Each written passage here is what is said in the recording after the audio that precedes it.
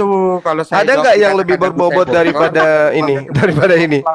Ada nggak yang lebih berbobot, Bang Host? Gitu. Tapi kan tapi itu bener aing mau, maksudnya tuh yang Waktu dijanjikan 100 habis istri itu pengikutnya loh di percuma Matius gitu loh. 19:29, bukan Dijanjikan 100 penyembahnya loh. kali lipat upahnya korek. Penyembah, saya minta penyembah. Gitu. Saya udah muak dengan kalian yang pentuhan. Iya, Saya udah nggak minta kuat ya. penyembah Yesus itu apa janjinya kepada kalian? Iya, daripada nyembah angin, Bang Juma.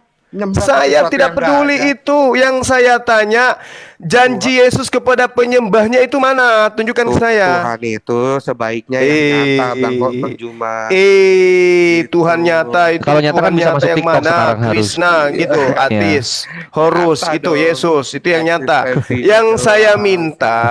saya minta, tunjukkan ke saya.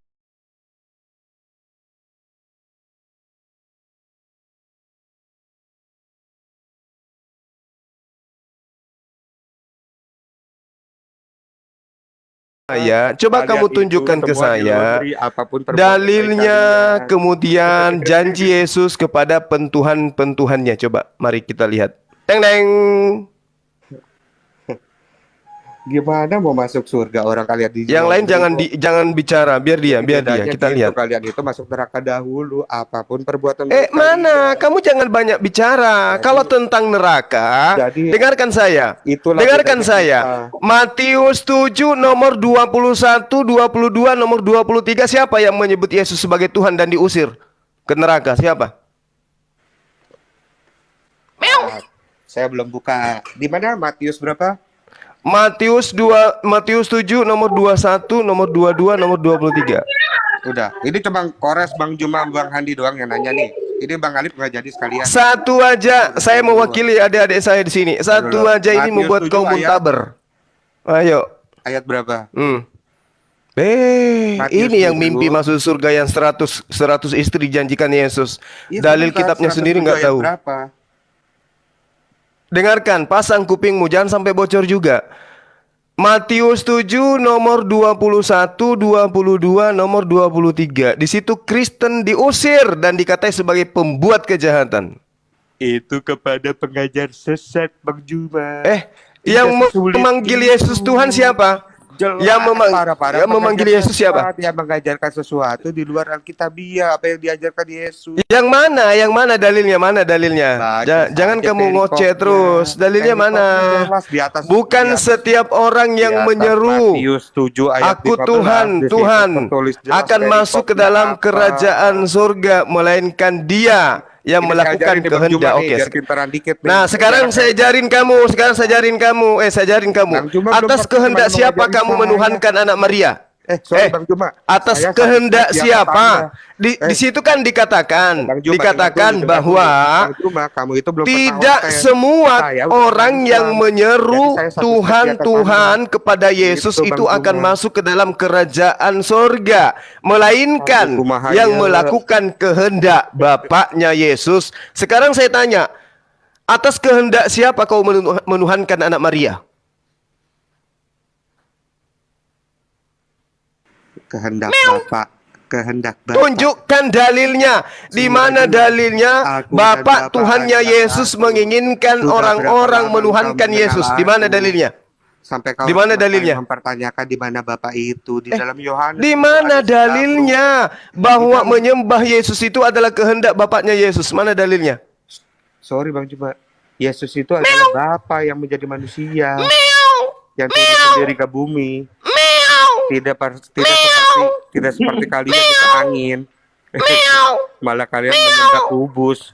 Kan itu beda. Host, ini diturunkan aja host. Nggak ada manfaatnya orang tak berilmu gitu. Saya naik itu diminta sama Pak Amir loh. Enggak, kamu nggak ada ilmu. Pertama saya tanya samamu. Halo, Bang Juma, kamu nggak ada jawab. Mana jaminan Yesus kepada pentuhan dirinya yang akan diberikan 100 istri? Kamu nggak mampu jawab. Sekarang pertanyaan kedua, kau katakan penyesat-penyesat, sedangkan penyesat itu adalah yang tidak melakukan kehendak Tuhannya Yesus. Kau menyembah anak Maria, kau katakan atas kehendak Bapa. Saya minta dalilnya, kamu tidak bisa. Di Mending dalam kamu turun di Yohanes bawah. sendiri sudah Kamu banyak belum dikatakan. cocok untuk berdebat. Betul. Host, tolong diturunkan anak ini. Dia belum pantas untuk berdebat. Ilmunya Jadi nggak ada. Amir mau diperintah. Naikkan yang lain yang punya ilmu. Sia-sia kita di sini habiskan waktu. Teman lawan Bang kita Juma, itu kalau hanya tidak, anak baik TK, itu pun tidak lolos. Buka kamera, Turun. naikkan tangan. Turun. Kamu belum Iya, layak Bang Juma, kalau nggak untuk sanggup, tampil. buka kamera, Kamu naikkan belum tangan. layak untuk berdebat. Oke?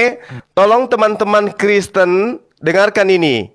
Kalau Anda ingin berdebat menghadapi kami, minimal Anda itu bisa memahami dalil yang ada di dalam kitab saudara. Ketika ditanya, layaknya kami umat Islam. Jangan justru kami umat Islam yang lebih paham Bible dari kalian. Ya, sehingga lebih banyak nanti yang mu'alaf. Oke? Nah, tadi ini saya informasikan kepada teman-teman di sini ya. Tadi ada Komal Kristen. Di situ ngegosipin saya. Ya. Dia cerita gini. Aku mendengarkan di YouTube-nya Suma, ya, itu namanya Esther, bilang gini. Aku mendengarkan di komalnya Suma beberapa saat yang lalu. Dia itu ternyata menceraikan istrinya dikarenakan kedapatan kepergok selingkuh di atas mobilnya bersama dengan seorang dokter. Tuh kan? Tengoklah teman-teman. Saya diceritakan seperti itu, bayangkan gitu loh. Ini ajaran setan ini, bukan ajaran kasih yang kayak begini nih. Difitnah saya selingkuh. Saya beristri 2, yang satu kuceraikan, yang satu seorang dokter karena saya kedapatan di dalam mobil pribadi saya bersama dengan seorang dokter. Apesnya cerita ini teman-teman, apesnya karena dia katakan cerita itu ada di YouTube saya. Ini kan pendusta. Pendusta, pembohong, penipu, penyesat. Ya. Kafirlah alaih.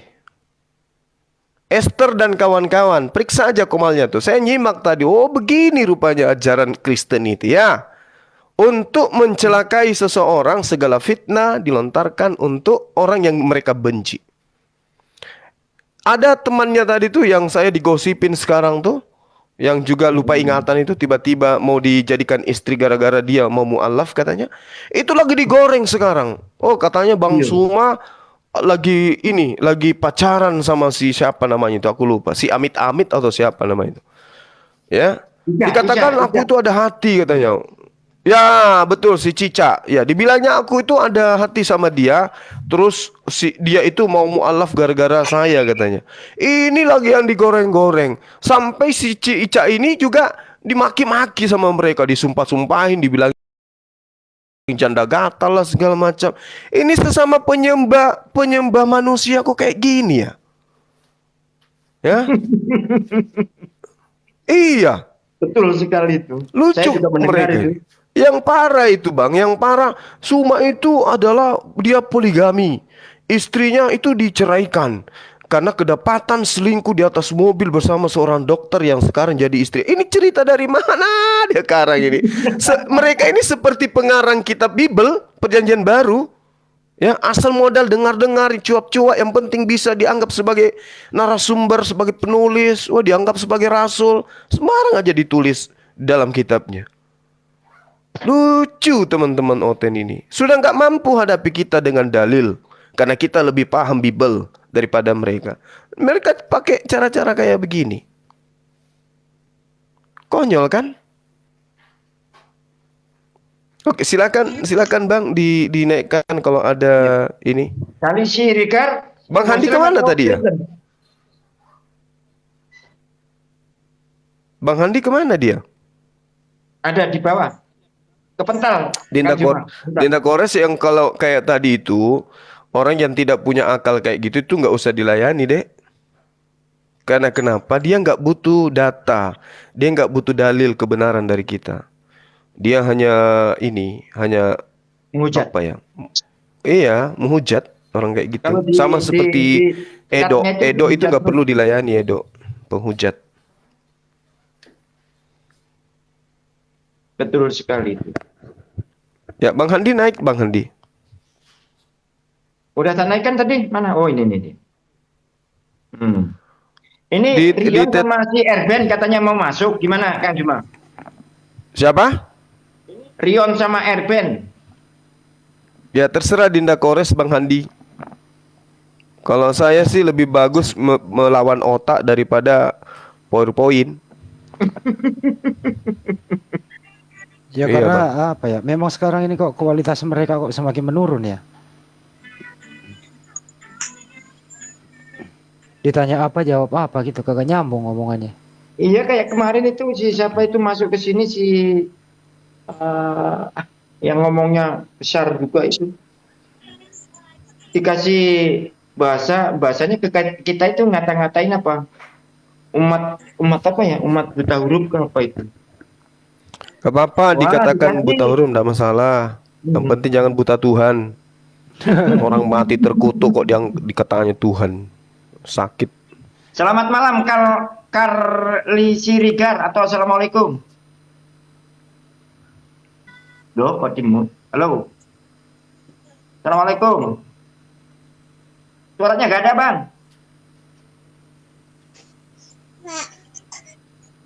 Waalaikumsalam. Oh, muslim ya. Saya Itu Sirigar ya. Samir. Oh, Turunin aja, dan aja digoreng. ini ada Brina, tapi perempuan. Kasihan nanti kalau perempuan. Nggak apa-apa sih kalau dia mau bertanya, nggak apa-apa. Oh iya. Bu Brina ini. Bu Brina sih tanya-tanya mengenai itu. Ya mudah-mudahan udah kondusif suara anaknya di belakang. Halo, selamat malam, Bu Brina. Iya. Nanya lagi Bu, silakan Bu, nanya lagi. Lupa mulu mau nanya apa. Lupa. Dari Dosa sekte mana waris. rupanya? Dosa waris dia.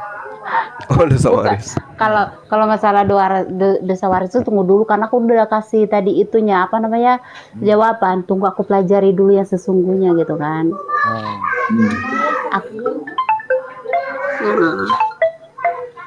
Aku mau nanya, Nabi Muhammad itu bukan pertama dulu kan kalau kayak kan Yesus kan bisa menyembuhkan orang buta, bisa yang lumpuh bisa berjalan, bisa melakukan mukjizat. Kalau Nabi Muhammad itu pernah melakukan apa? Oke, saya jawab Nanya singkat dulu ya. Pak. Iya, Bang. Ya, silakan. Nabi Muhammad itu menyembuhkan orang yang menuhankan manusia. Itu jawaban saya singkat. Singkat, padat, jelas. Yang menuhankan? Menyembuhkan orang yang menuhankan manusia. Akhirnya jadi bersyahadat. Oh, maksudnya jadi masuk Islam kayak gitu? Iya. Kan sekarang banyak orang sakit yang mau disembuhkan. Yang lainnya? Ya, itu tujuan utamanya itu dalam Al-Quran Iya, dan hadis terus itu. yang lainnya apa lagi? Untuk sementara itu aja dulu Bu, nggak usah banyak-banyak. Aduh, ada lagi anak ibu ini. Sorry, mundur dulu. Saya turunin dong, saya lagi ada telepon. Iya. Iya Bu. Kebanyakan ibu nih, ada anak kecil, ada telepon, Pak macam-macam Amir, ya. tolong turunin. Oke.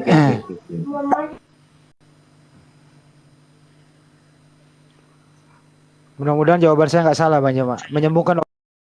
Sangat tepat itu. Assalamualaikum abang-abang semua. Waalaikumsalam. Waalaikumsalam warahmatullahi wabarakatuh. Saya cuma mau ini bang, mau terima kasih banyak atas pemahaman abang-abang semua tentang pemahaman tentang agama gitu. Jadi menambah ilmu gitu bang.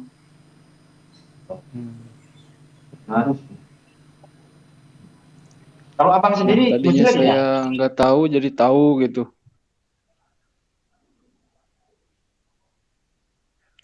Terus terutama Bang Juma tuh. YouTube-nya saya selalu lihat gitu.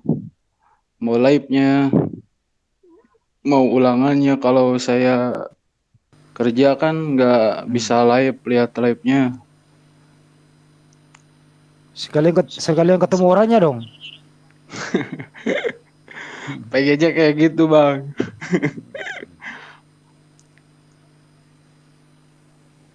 Oke. Makasih ya Bang ya supportnya ya. Mari. Oke, sama-sama, makasih juga Bang. Tadi Ya. kupikir namanya Rinso loh. Ternyata soalnya habis saya kecil kali tulisannya. RNB. Itu singkatan nama anak saya Bang. Oh, RNB. Masya Allah. Raya Nuri Rabani. Wih. Masya Allah. Ya Bang, gitu aja, makasih. Oke, Amin. makasih Bang sama-sama. Andi, Bang Juma, semuanya. Ya, Assalamualaikum warahmatullahi wabarakatuh. waalaikumsalam warahmatullahi wabarakatuh. Kayaknya ini rata-rata penggemarnya Bang Juma itu mau kenalan sama Bang Juma secara langsung nih. Sepertinya. Banyak yang minta naik ini. Yang oten aja dulu Bang. Oh iya. Udah itu si Hotang tuh, coba si Hotang mana itu? Halo, selamat malam si Hotang.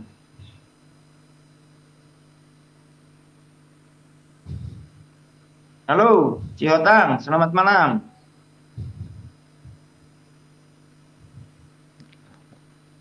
Lagi siap-siap dia bersiapkan data dia.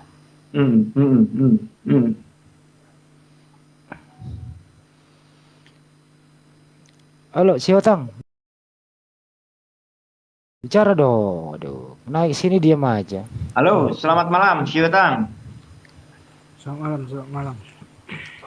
Semangat dong, gedein suaranya ah.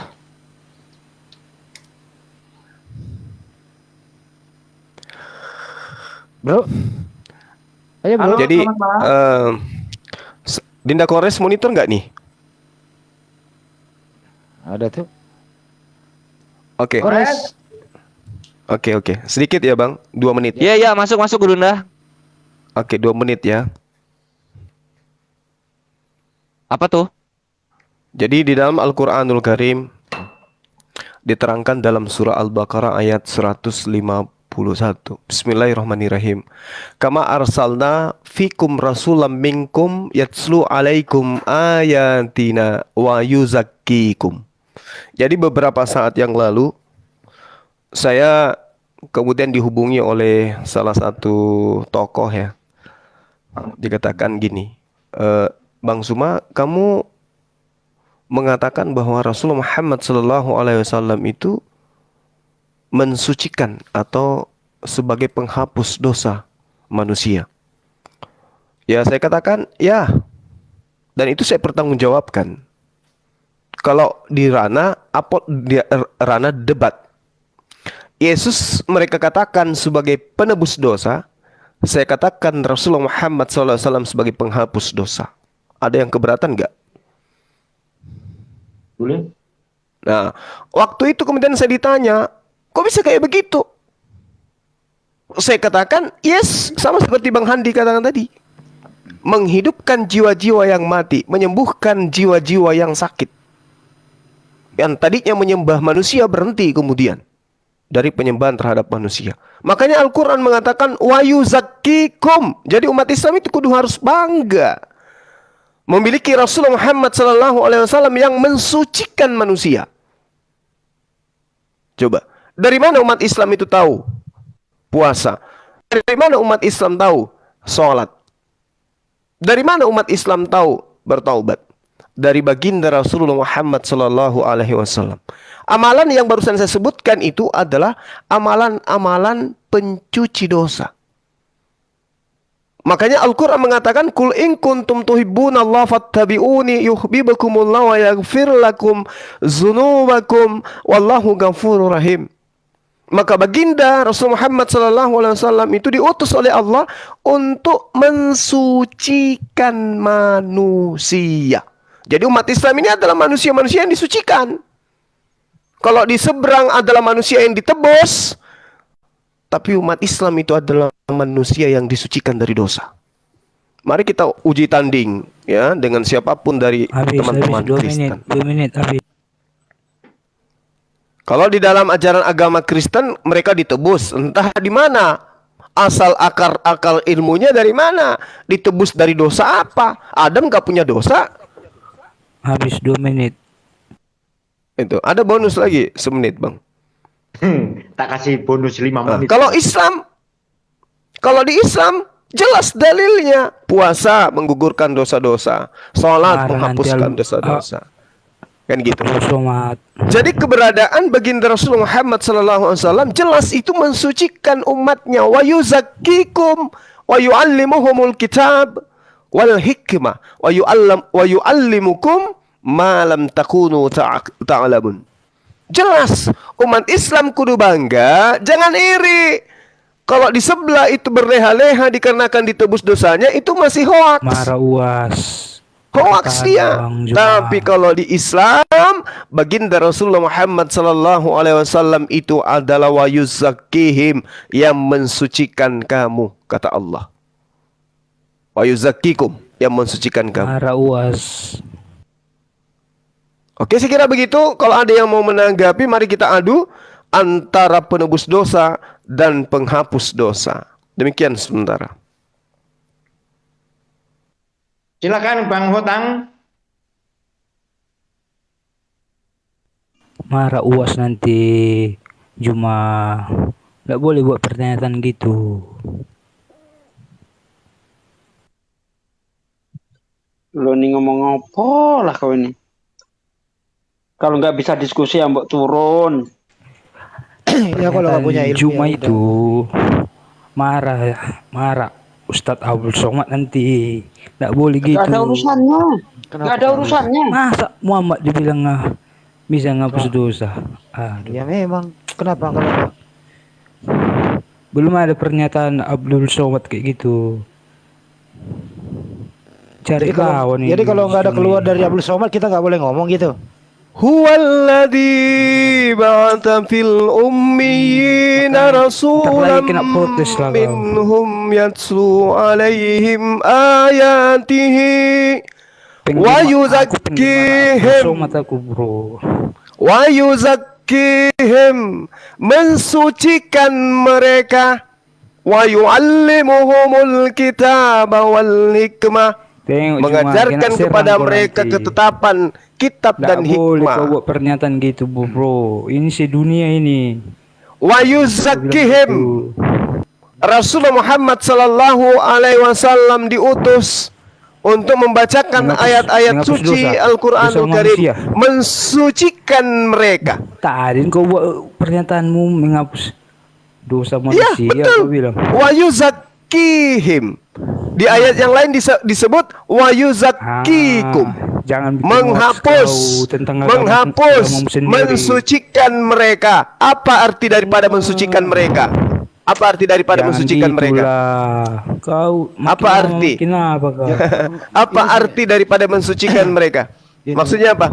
Membersihkan mereka dari noda-noda dosa. Dengan cara apa? Dengan cara apa Rasulullah kemudian dengan cara apa Rasul Muhammad SAW kemudian kayak Kristen kau nanti. Ini kenapa sih ya kamu iri kan? Kamu iri kan? Kamu iri. Kenapa kamu iri? Karena Tuhanmu ditengarakan menebus, kami menghapus. Aku ngikut Ustaz semua ndak pernah buat pernyataan gitu. Ya sekarang aku yang menyatakan itu. Aku yang menyatakan itu. Wa kadzalika auhayna ilaika ruhan min amrina ma kunta tadri mal kitab walal iman walakin ja'alnahu nuran nahdi bi man nasha'u min ibadina wa innaka latahdi ila siratim mustaqim. Rasulullah Muhammad sallallahu alaihi wasallam ditunjuk oleh Allah kemudian diperintahkan oleh Allah kemudian punya TV, punya media sosial untuk kemudian apa membimbing manusia, benar, memberi petunjuk kepada manusia kepada jalan yang lurus. Ini Nggak kenapa boleh ini gitu si lah. anak badak ini tidak mau diam? Cari yang lebih apa Mir? Orang dongo dinaikin. Cuma tuh. Kau bilang menembus. Kau nanya dia dulu. Yes, sampaikan kepada seluruh penjuru bumi. Baginda Rasulullah Muhammad sallallahu alaihi wasallam itu mensucikan manusia. Mensucikan manusia. Sampaikan. Iya, perkataan Yes. itu. Yes, kalah kan Tuhanmu? Nggak boleh kau bilang gitu. Rasulullah Muhammad sallallahu alaihi wasallam Ganda dengan ya, kalimat ganda. tauhid mensucikan Berarti ganda manusia. ya. Tuhanmu dengan Berarti cara ganda ya. dibunuh, Kami ditampar, istri tunggal. diseret, Berarti kau ganda diludahin. Berarti kau ganda kan? Dibuat dia bugil tahu. untuk kemudian menebus dosa kalian. Baginda itulah Rasulullah mulai Muhammad kau sallallahu alaihi wasallam haramu cukup kemana, mengatakan, ketahuan kau haramu mengatakan, sallu kama ra'aitumuni usalli. Nggak boleh Maka kayak manusia gitu, akan mensucikan manusia, disucikan kau bilang dosa-dosanya Muhammad. oleh Allah Subhanahu wa taala Pernyataan melalui gitu. perantaraan ajaran baginda Rasulullah Nggak Muhammad boleh kau sallallahu bilang alaihi Ini gitu. kayaknya si Otang ini mabuk ciu dia. Malu mabuk ciu, bro. dia kayak waria yang ditinggal Maaf, sama cowoknya tua- jadi merepet tua aja sudah terus terkenal kerjanya. sekarang tua. Kenapa ya Otang Daripada gak ada berkualitas si Jumal. ini malam ya? Tua lebih Bocor halus terkenal. semua. Nah, Kenapa itulah gak ada dia. bocor halus? Nggak dengarlah Lu kan- kalimat si lu kenapa Jumal. bocor Masa halus, lu bro? Muhammad mensucikan manusia. Oh iya Emang betul. kenapa? Emang kenapa? Nah, Belum pernah Ustaz. Dengan datangnya Nunggu Kanjeng Nabi pernyataan Muhammad kayak gitu. SAW, umat manusia yang khususnya yang Muslim bisa bertobat, bisa menghapuskan dosanya umat Muslim. Dari mana? Ini Dari ajaran Bukan cuma mensucikan manusia. Bayangkan aja, Bung. Bayangkan. Begitu Rasulullah Muhammad sallallahu alaihi wasallam datang di atas muka bumi ini menerima wahyu dari Allah, kemudian bukan cuma manusia yang disucikan. Lama-lama jadi ganda kau. Arab Mekah kemudian disucikan dari apa? Lama-lama Dari jadi berhala. Dari kemusyrikan, masya Allah. Lama-lama jadi ganda kau ini, ganda. Makanya Allah Subhanahu wa taala mengatakan di dalam Al-Qur'anul Karim, "Qul in kuntum tuhibbunallaha fattabi'uni yuhibbukumullah wa yaghfir lakum dzunubakum wallahu ghafurur rahim." Itu kan mulai mabuk. Konsepmu itu kamu melantik manusia sebagai penghapus dosa. Siapa melantik? Enggak ada jabatanku melantik. Roma 14 nomor 9. Kau mau ganda gitu ya. Roma 14 tahun 9. Kemudian Kisah Para Rasul 2 nomor 36. Yesus itu diciptakan menjadi Tuhan. Oke?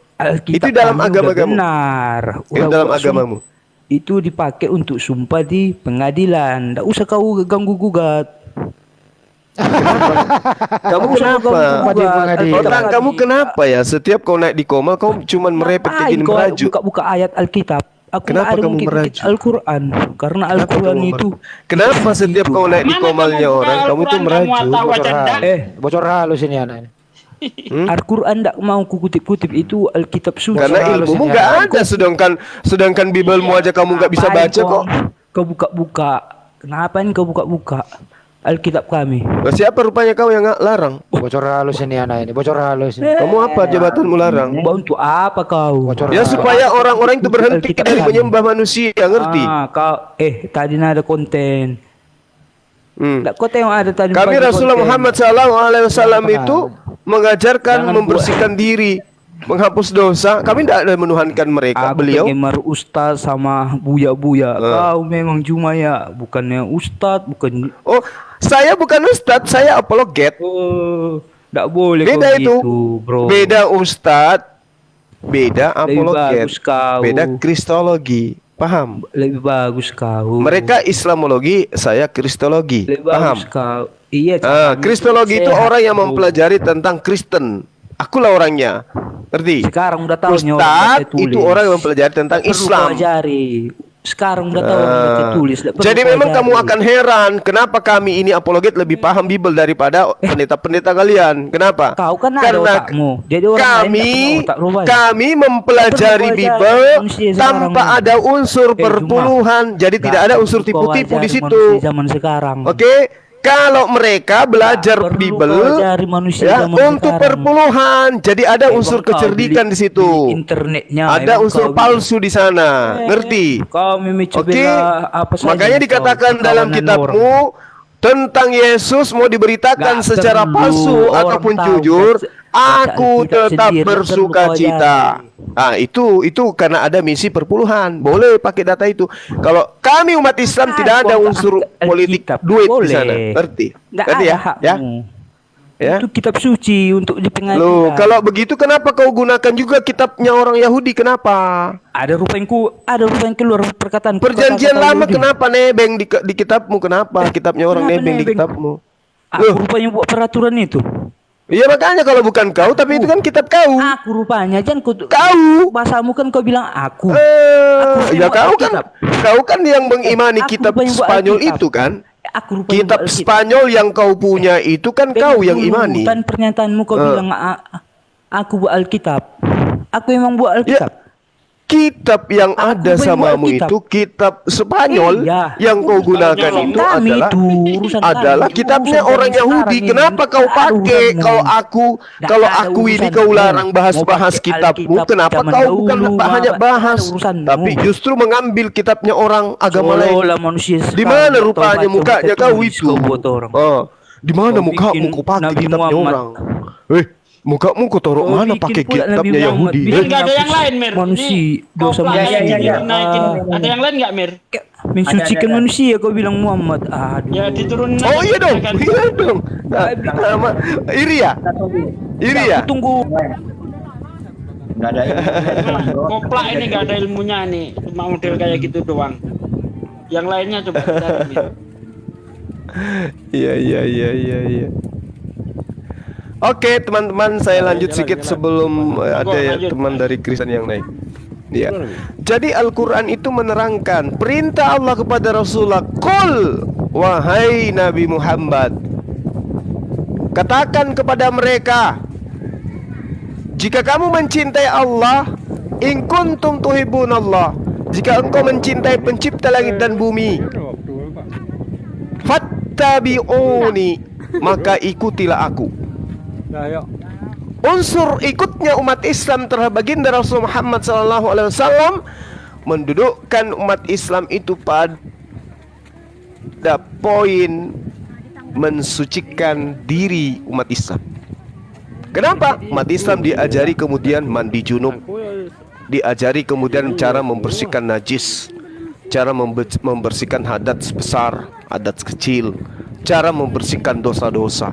Jadi Rasulullah Muhammad SAW benar kata Allah, wa yuzakkihim wa yuzakkikum. Bayangkan itu. Jadi Rasulullah kemudian diberitakan oleh Allah melalui Al-Quranul Karim. Allah mengatakan, huwallazi ba'atha fil ummiyin rasulan minhum yatsu alaihim ayatihi wa yuzakkihim. Dialah yang mengutus seorang rasul kepada kaum yang buta huruf dari kalangan mereka sendiri, yang membacakan kepada mereka ayat-ayatnya, mensucikan jiwa mereka, dan mengajarkan kepada mereka hikmah, kitab, meskipun sebelumnya mereka benar-benar dalam kesesatan yang nyata. Siapa yang mensucikan kemudian?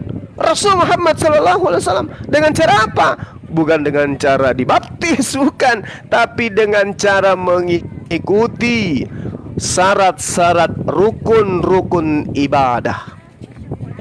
Nah, itu. Jadi bagaimana cara Rasulullah kemudian itu mensucikan umat Islam? Dengan cara umat Islam mengikuti panduan ajarannya, bukan dengan cara seperti di sebelah, mendudukkan Rasulullah itu kemudian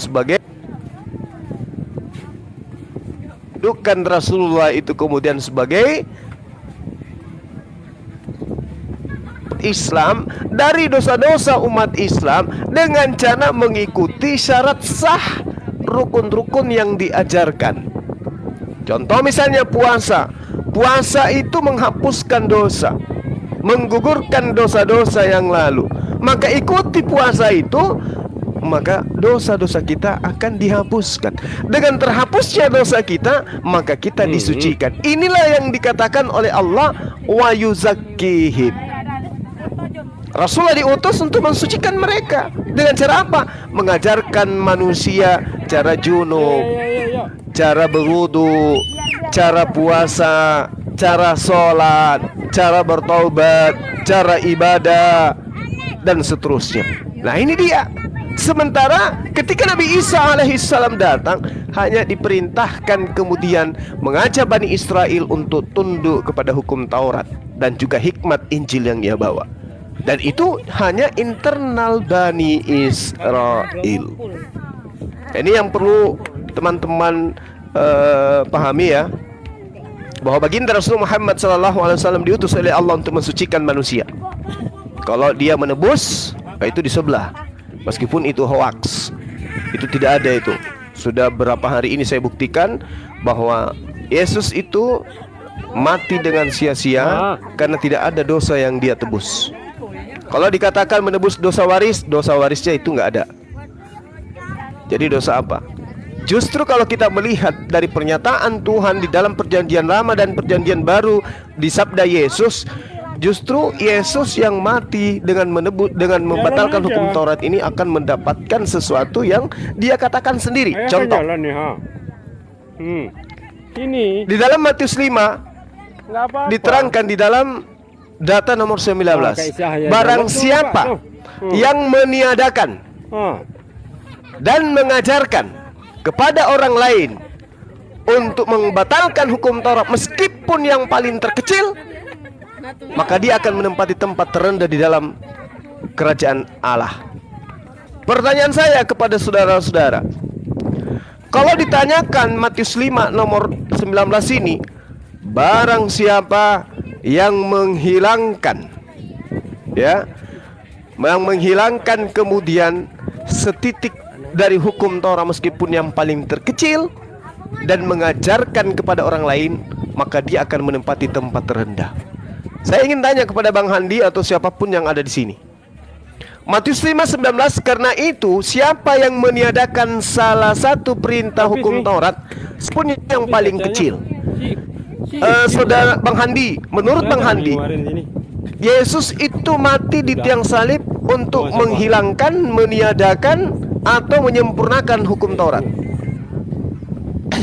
Menurut yang ada tulisannya Efesus 2:15, dengan matinya ia sebagai manusia, ia telah membatalkan hukum Taurat dengan segala perintah dan ketentuannya. Artinya meniadakan, bertabrakan dengan meniadakan. Iya betul. Oke. Lalu mengajarkan kepada orang lain untuk meniadakan hukum Taurat ini, menurut Bang Handi, yang mengajarkan Paulus untuk mengajarkan kepada orang lain bahwa hukum Taurat itu batal dengan matinya Yesus, itu siapa Bang? Yang mengajarkan Paulus itu adalah dari dirinya sendiri, karena Paulus ini bukan rasul, dia tidak menerima firman dari Yang Maha Kuasa.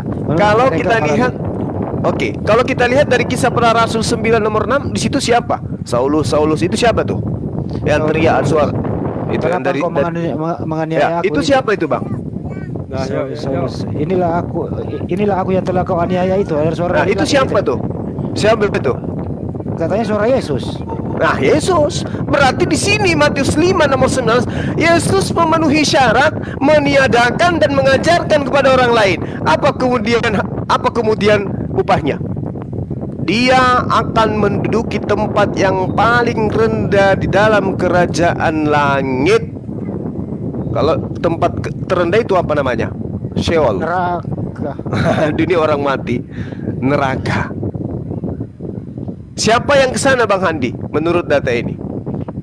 Ya orang yang memanggil Yesus Tuhan, Tuhan, Tuhan. Nyala kau dari hadapanku. Ya, tapi penyebabnya adalah Yesus itu sendiri menurut Bible. Oke? Jadi orang ini menebus dosa tapi dia masuk neraka. Kalau baginda Rasulullah Muhammad SAW, justru Allah menerangkan, Qul in kuntum tuhibbunallah fattabi'uni yuhibbukumullah wa yaghfir lakum dzunubakum wallahu ghafurur rahim. Itu ya? Ya. Kalau kita dialog tentang Kristologi itu kayak gitu. Jadi baginda Rasulullah Muhammad SAW datang kemudian mengajarkan perintah Allah kepada seluruh umat manusia. Ketika kemudian Rasulullah Muhammad SAW itu melakukan sesuatu yang menurut Allah itu ada khilafan, maka Allah mengatakan jangan kau mengharamkan apa yang dihalalkan oleh Allah. Ditegur, maka diluruskan, menandakan bahwa Al-Quran itu bukan perkataan baginda Rasul Muhammad SAW. Apa yang terjadi kemudian? Allah mengatakan, kalau umat manusia mencintaiku, katakan kepada mereka agar mengikuti engkau wahai Muhammad. Kan gitu. Nah sama, kalau kita membaca Yohanes 14:1 perikop, perkataanku, siapa yang mendengarkan perkataanku, dia tidak mendengarkan perkataanku, tapi perkataan dia yang mengutus aku. Siapa yang mengikuti pekerjaanku, dia tidak mengikuti pekerjaan, tapi mengikuti pekerjaan yang perintahkan oleh dia yang telah mengutus aku. Siapa yang percaya kepadaku, dia bukan percaya kepadaku, tetapi percaya kepada dia yang telah mengutus aku. Siapa yang mendengarkan perkataanku, bukan perkataanku yang didengarkan, tapi perkataan dia yang telah mengutus aku. Sama kedudukannya.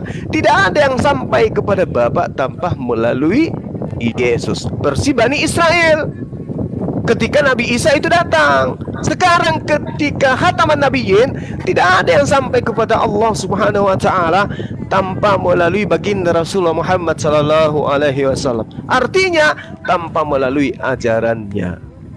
Makanya Allah mengatakan, fattabi'uni, katakan kepada mereka agar mereka ikut samamu. Nah, itu saya kira sudah sangat jelas itu ya teman-teman. Jadi yang di luar sana, jangan Anda tergiur dengan pernyataan penebusan. Kita juga punya penghapus. Penghapus yang disimpan, yang ditorehkan, yang dititipkan oleh Rasulullah adalah kitabullah wa sunnat Rasulullah Muhammad SAW. Al-Quran dan hadits itulah penghapus yang Allah simpan dan titipkan oleh baginda Rasulullah Muhammad SAW, yang harus kita imani agar kita disucikan, agar dosa-dosa kita itu dihapuskan. Demikian sementara. Silakan kalau ada yang menanggapi atau menambahkan. Kalau orang bersyahadat itu, Silakan Bang Fer. satu orang dulu ke Bang Juma. Kalau ada orang bersyahadat itu. Malam Pak, malam. Ya, malam Bang Hendy, Bang Ya, malam, Zuma. Pak. Ya, malam Bang, malam. Assalamualaikum warahmatullahi wabarakatuh. Waalaikumsalam. Bang Handi gimana Bang Handi? Ya, satu orang. Kalau ada orang bersyahadat itu, Bang Juma, apakah dosanya dihapus atau kebaikan? Oh yes, betul. Ya, diambil semua. Itu loh ya. Iya. Ya.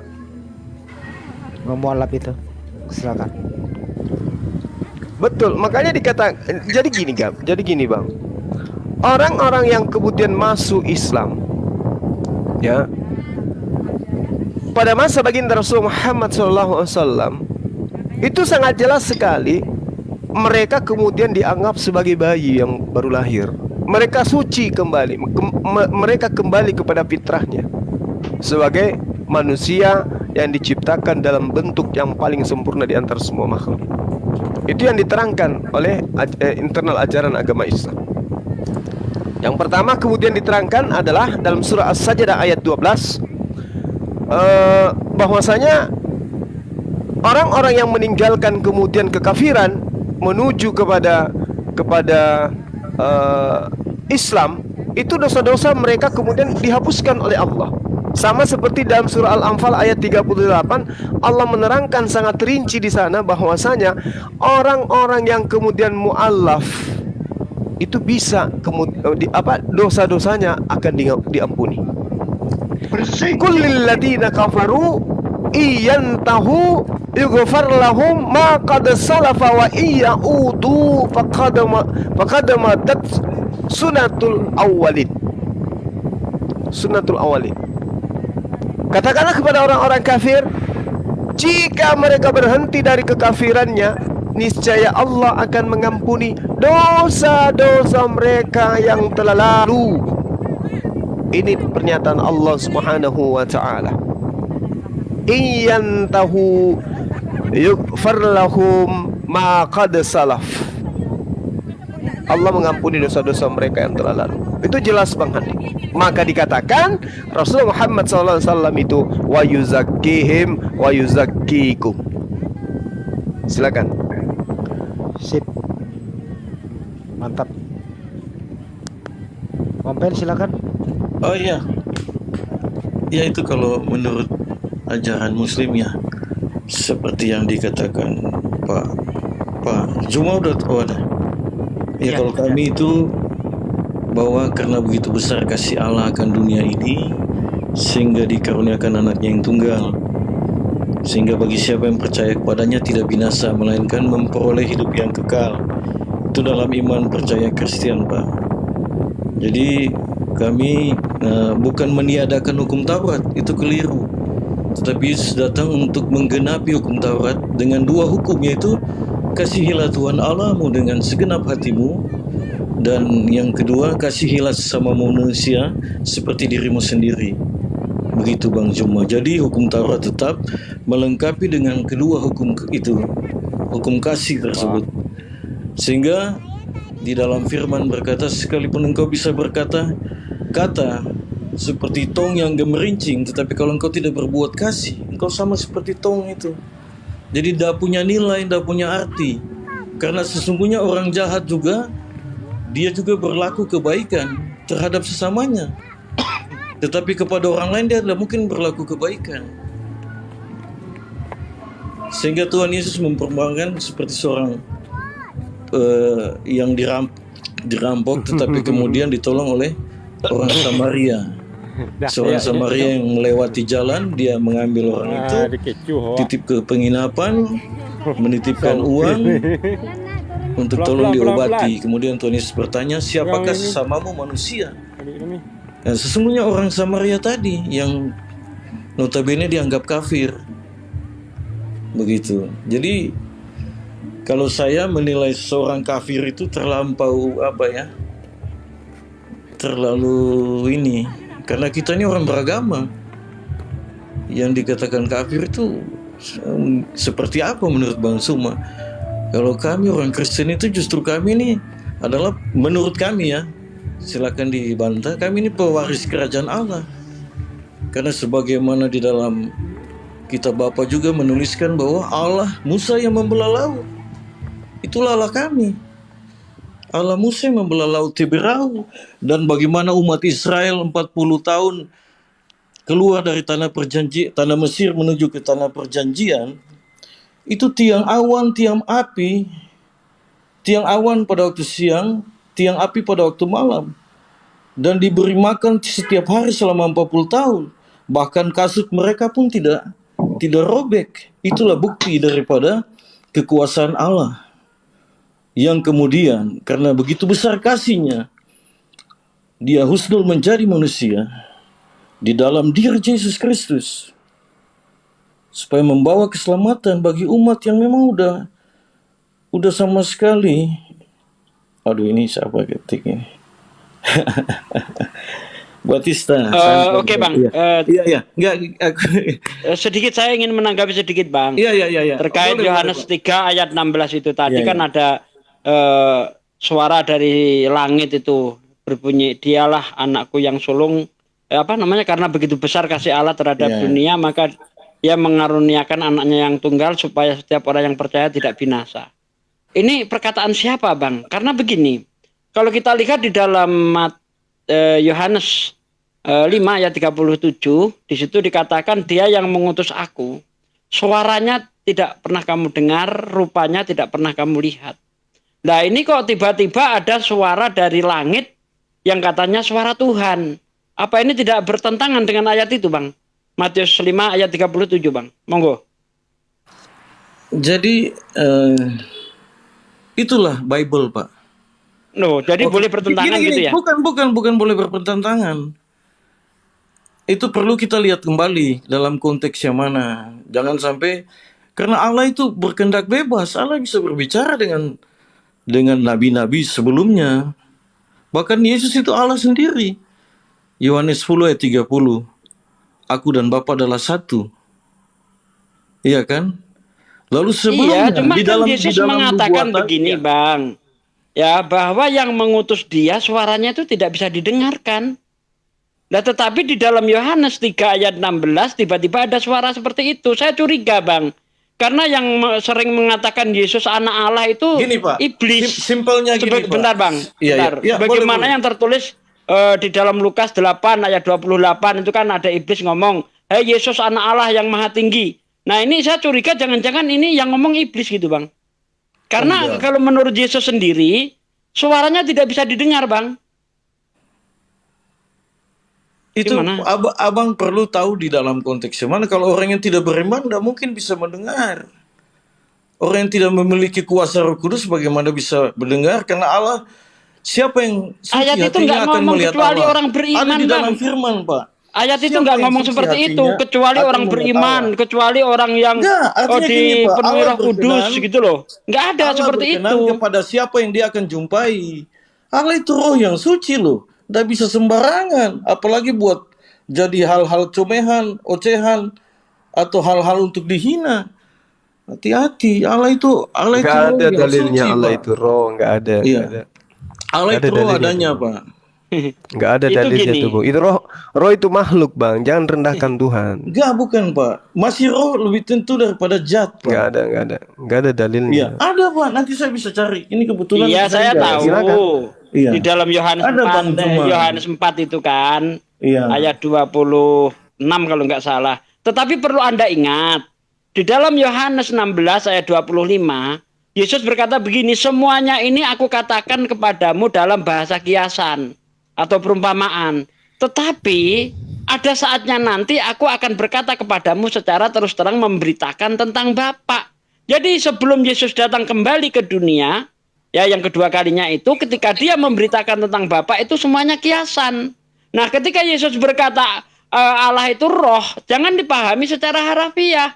Apa maksudnya? Maksudnya Allah itu gaib. Karena menurut Yesus sendiri di dalam Yohanes 5 ayat 37, suaranya tidak bisa kamu dengar, rupanya tidak bisa kamu lihat. Artinya Allah itu gaib. Begitu loh, Bang. Enggak, gini, Pak. Tadi Bapak udah Loh, jawab ya, udah betul. gimana Jangan sih? diartikan secara harfiah. Iya kan? Jadi Iya. mengartikan firman Allah, mengartikan Alkitab itu kan firman Allah yang hidup, Pak. Itu bukan cuma kitab biasa. Itu adalah firman Allah. Sehingga butuh tuntunan Roh Kudus. Harus berdoa minta tuntunan Roh Kudus untuk mengartikan. Mohon maaf, Pak, saya ngomong apa adanya. Nah, gini, Terserah, saya mau dibilang melihat kelas Anda jemaat, itu kelas menafsir. apa, karena gini, Pak. Iya, bentar, Bang. Anda Iya. menafsir Bible itu pakai asumsi. Enggak. Sementara saya menafsir Bible pakai ayat. Ayat ditafsir pakai ayat. Ayat jangan ditafsir pakai asumsi, Bang. Gitu loh. Aduh, kacau. Nah, kalau kamu memahami itu secara Bang. harafiah, Bang, sebaiknya ya Allah itu roh, kalau kamu saya pahami sudah secara jawab, harafiah, dalilnya mana? Saya punya dalil, Bang. Abang Gitu gini, loh. gini Bang, Abang sebaiknya dengar dulu. Kalau Abang mau menyimpulkan, ya udah Abang tidak usah berdebat. Abang sendiri yang simpulkan aja. Iman Kristen seperti apa yang Abang pahami, iya kan? Dan semudah itu Ya, mengartikan saya roh tanya sama kebenaran, kamu deh. roh Allah yang hidup. Nafsir yang benar itu Iya. tafsir pakai asumsi atau tafsir pakai ayat? Atau tafsir pakai dogma?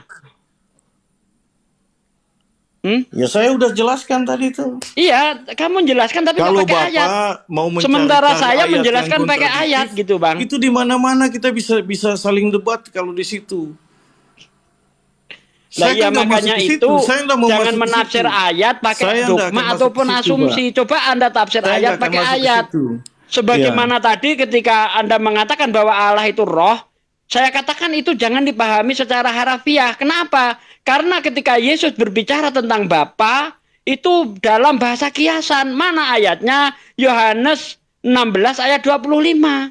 Nah, sekarang Anda mau menafsirkan secara harafiah, alasan Anda apa? Mana dalilnya? Ya ini Pak, kalau Ya. Allah adalah roh dan mereka menyembah Dia harus menyembahnya dalam roh dan kebenaran. Itu ayatnya Pak.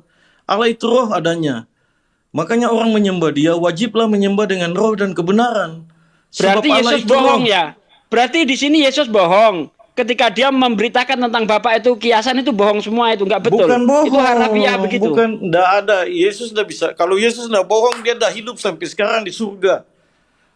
Benar nggak? Dia akan turun untuk menghakimi Nanti dunia saya dan tunjukkan akhirat. kebohongannya nanti. Anda Nggak bingung bisa, nanti. nggak bisa. Dia kalau nggak bohong, dia dianggap rasul oleh umat muslim. 5 rasul yang terbesar. Nabi Nuh, Nabi Adam. Oh, jadi Yesus menurutmu Nabi dan Musa. Isa sama di sini ya? Enggak, Yesus nggak pernah bohong. Enggak, Sampai Yesus dan anaknya Isa belum sama. punya pengertian sampai ke situ. Enggak, soalnya saya bingung Kristen ini kadang Yesus sama dengan Isa, kadang beda. Yang betul yang mana ini Anda ini? Yesus dan Isa itu sama. Oke, Yang bilang sip. beda Kalau siapa? begitu. Zaman Banyak. itu enggak ada yang Banyak Bang. Zaman Mayoritas itu nggak ada yang Kristen, beda. Sama, Bang. mayoritas Kristen mengatakan Yesus dan Isa beda loh. Ini Anda Nah, malah itu menyamakan mayoritas sendiri di loh. TikTok. Nanti kamu Mayoritas diberontak di sama TikTok. orang Kristen Sudah, loh, Bang. Saya berani mempertanggungjawabkan. Oke, Yang penting sip. saya nggak Mantap, bicara mantap, agama mantap. orang. Bagus, Iya. bagus. Silakan Iya, lagi Pak. Juma. Dulu Bang Handi, silakan Bang Handi.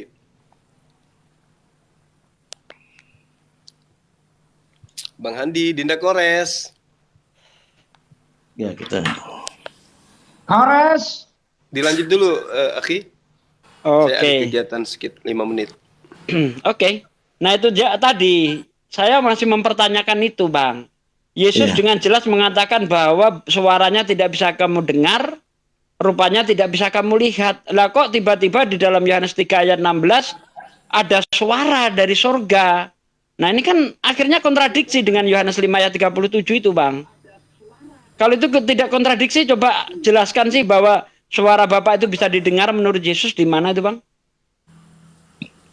Iya, nanti saya akan lihat ayatnya, Bang. Ini karena bukan saya mau mengelak, tapi kalau Bapak minta dalil, saya akan buktikan. Ya iyalah, kita Iya, perlu dalil. pasti. Iya, Pak. Saya Tapi bicara kalau itu tadi pakai Bapak dalil bilang terus Yesus kok. berbohong, itu saya bantah, Pak.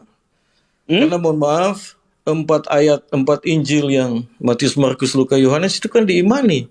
Oke, Dan sekarang minta gini, di rukun ke-6 oke kan ya. minta juga untuk tetap diimani itu. Oke. Taurat, Zabur, dan Injil.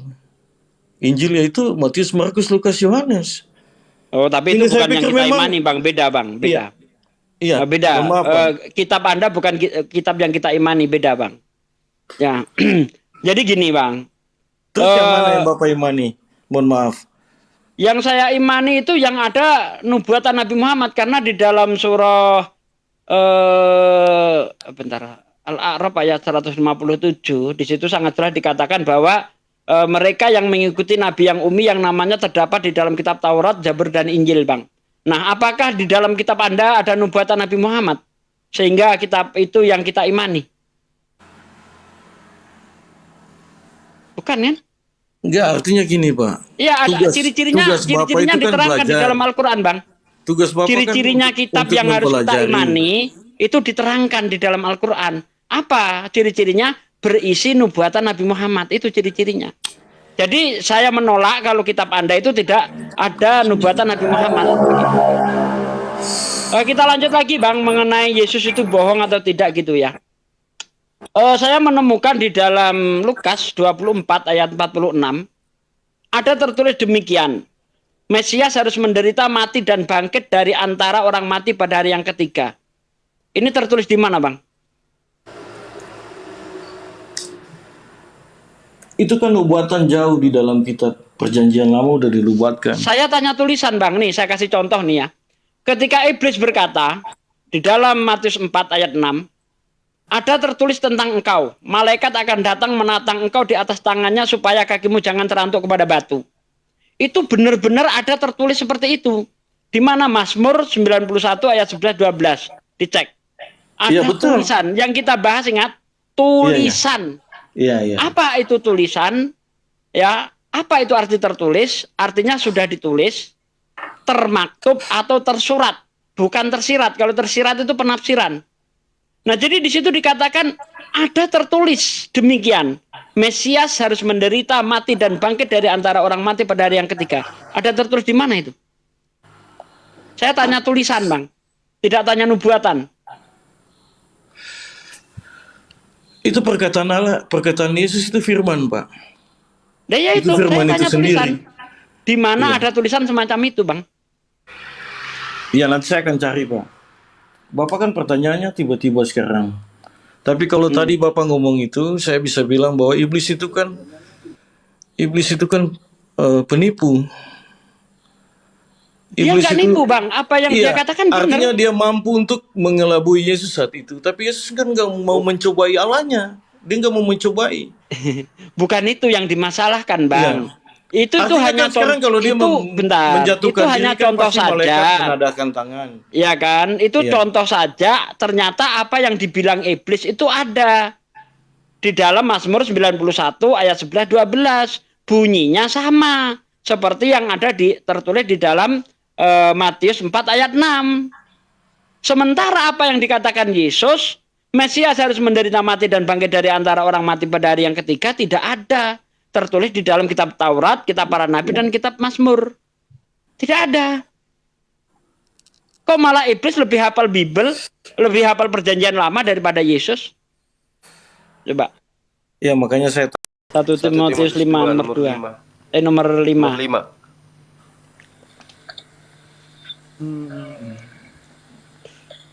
Iya ya, karena Allah itu esa dan esa pula dia yang menjadi pengantara. Allah dan manusia yaitu Kristus. Iya, Nah ini Bang, itulah perlunya hafal Bang. Ketika kita hafal itu, kita tidak akan sembarangan membuat pernyataan Bang. Seperti Anda tadi mengatakan Yesus itu Allah sendiri. Iya kan? Ternyata menurut Paulus, Yesus bukan Allah. Allah itu Bapa. Jadi kalau kita hafal ayat, kita tidak akan sembarangan ngomong. Gitu. Iya, dalam Yohanes 10 ayat 30 kan aku dan Bapa adalah satu. Satu apa Bang? Coba dibaca ayat seterusnya. Adalah Bang. sama. Bukan. Lihat ayat seterusnya ya. Saya nggak perlu buka Bible itu ya. Kemudian orang Yahudi ingin melimpari Yesus kan. Di ayat 32-nya Yesus menjawab, banyak pekerjaan baik yang berasal dari Bapakku.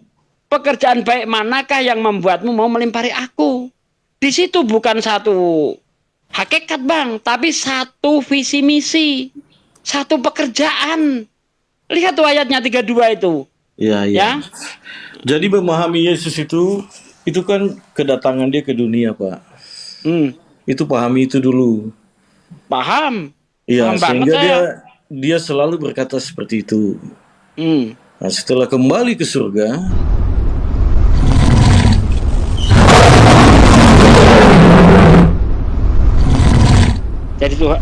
jadi Tuhan gitu setelah kembali ke surga. nah ini singa dari kita nonton dulu. Allahu Akbar. Allahu Akbar. Allah Maha Besar. Wow, keren. Iya. Terima kasih Mbak De, Masya Allah.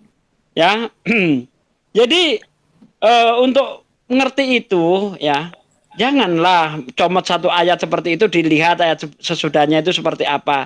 Ternyata setelah saya baca ayat sesudahnya itu apa?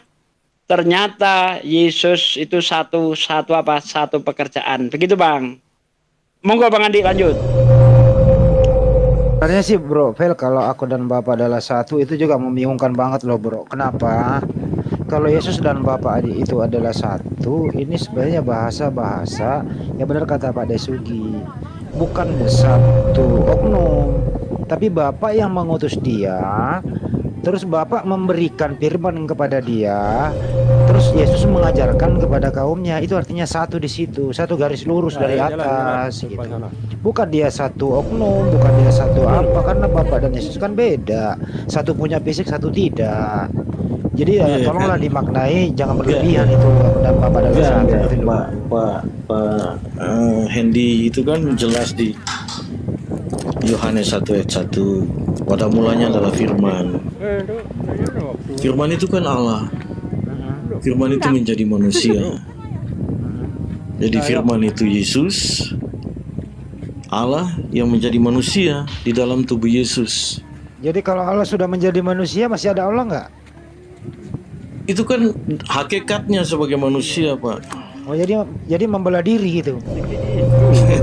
Ya memang susah kalau susah. Memang iya susah.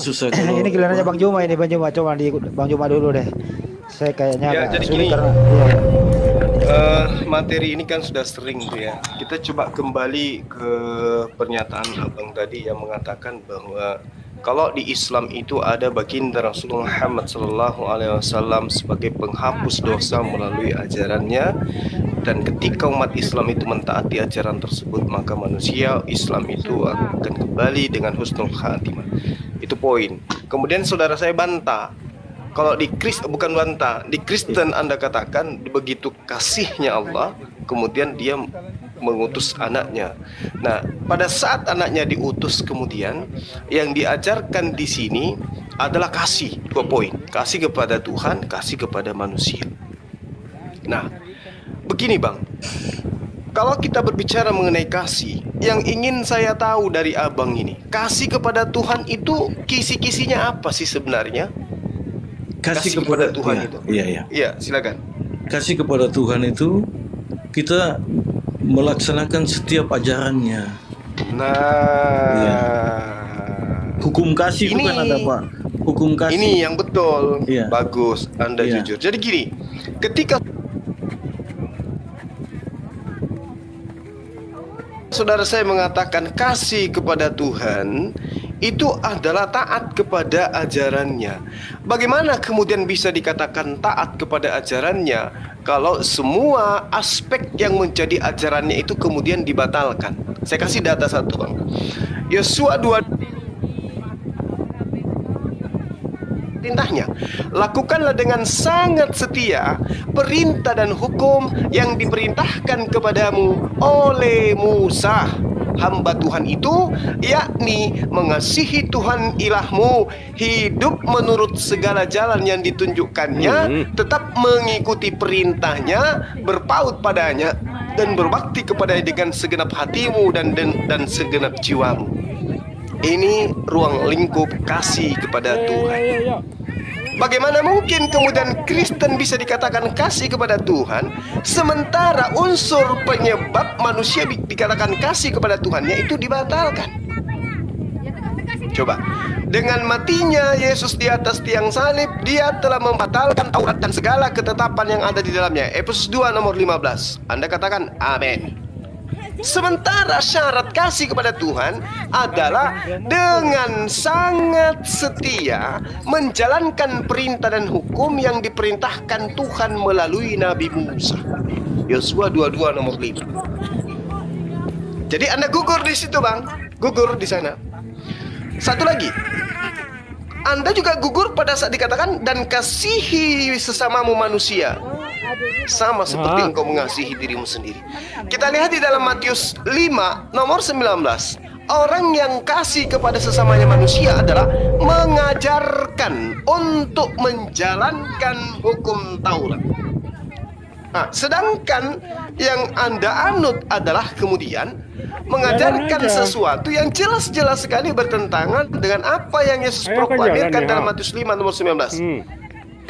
Jadi saya katakan dalam Matius 5 itu tadi kita sudah membacakan apa yang dikatakan oleh Yesus. Karena itu siapa yang meniadakan salah satu perintah hukum Taurat, siapa yang mengadakan dan menghilangkan salah satu hukum Taurat, meskipun yang paling kecil, dan mengajarkan demikian kepada orang lain, ia menduduki tempat yang terendah. Dan barang siapa yang melakukan hukum Taurat dan mengajarkan segala perintah-perintah hukum Taurat, maka ia menduduki tempat tinggi di dalam kerajaan surga.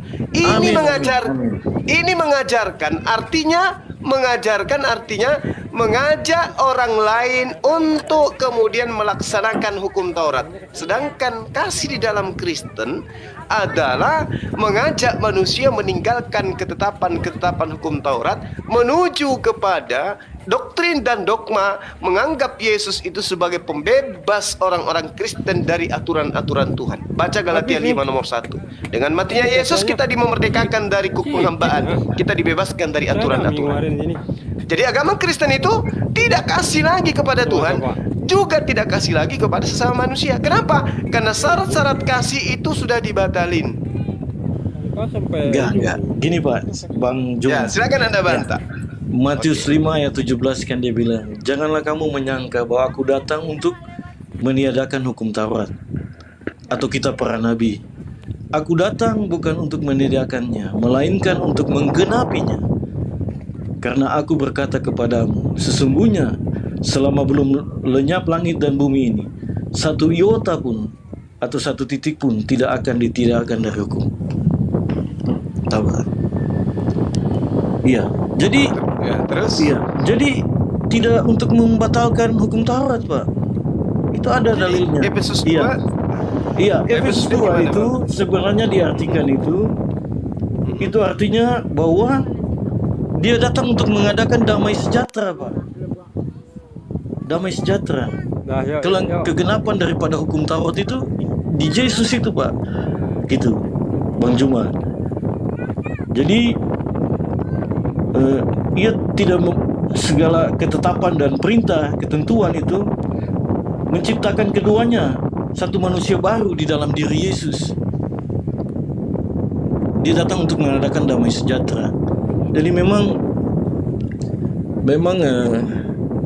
bahasa ini memang perlu lebih, mohon maaf Pak, kita lebih minta tuntunan Roh Kudus untuk lebih mengartikannya.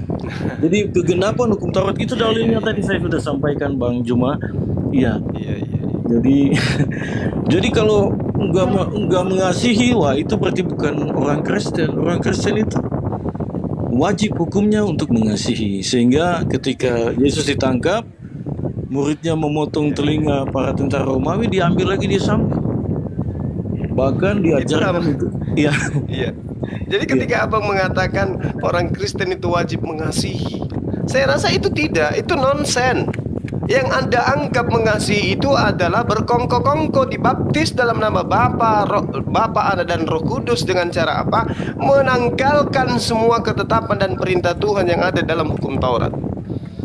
Anda nggak bisa pungkiri itu karena fakta terpapar dengan nyata. Di Kristen itu tidak wajib lagi sunat, bahkan babi, ibadah minggu, menyembah kepada manusia, anaknya Maria, itu sudah nggak bisa lagi, Bang. Iya. Sedangkan Efesus 2 nomor 15, sebab dengan matinya Yesus sebagai manusia, dia telah membatalkan hukum Taurat dengan segala perintah, dengan segala ketentuan, untuk menciptakan keduanya menjadi satu manusia baru di dalam dirinya, dan dengan itu mengadakan damai sejahtera. Ini perkataan siapa, Bang? Ini perkataan Paulus, tetapi dianggap sebagai firman Tuhan, sehingga perkataan Tuhan yang ada dalam Yosua tadi itu ditinggalkan, perkataan Yesus pun ditinggalkan demi untuk ikut kepada perkataan Paulus. Ya, memang gini, Pak.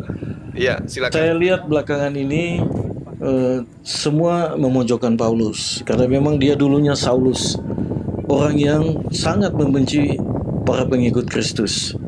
Dia membunuh, sehingga ketika dia dalam pertobatan juga orang nggak percaya, bahkan murid-murid Yesus juga nggak percaya bahwa dia ini udah bertobat. Begitu, sehingga apapun yang dibuat Paulus itu pasti dianggap Paulus ini dengan misi tertentu.